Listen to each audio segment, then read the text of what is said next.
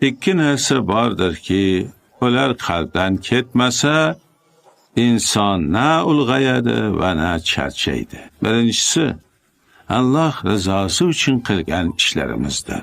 Bu nima degani desangiz, yo'ldagi toshni odamlarning oyog'iga tegmasin deb olib qo'yishdir.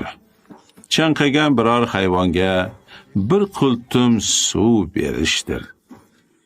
Biror bechorani, yo'lda qolib ketganni yoki biror yetimni taomlantirish, boshpana berishdir. U rozi bo'lsin deb harakat qilishdir.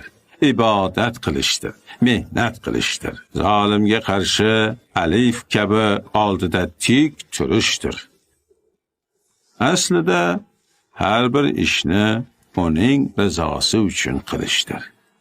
Shunda anglaysan, qilgan har bir ezgu amaling o'zingga kuch va hayot baxsh etadi.